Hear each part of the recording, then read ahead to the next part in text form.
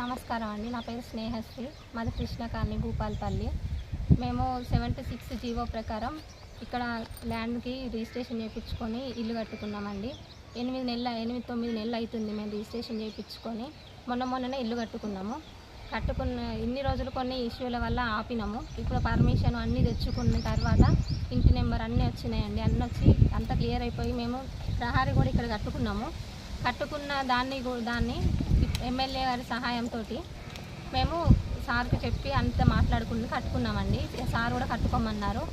అన్న తర్వాత ఇప్పుడు కొత్తగా 5వ వార్డు కౌన్సిలరు, మాది 6వ వార్డు అండి.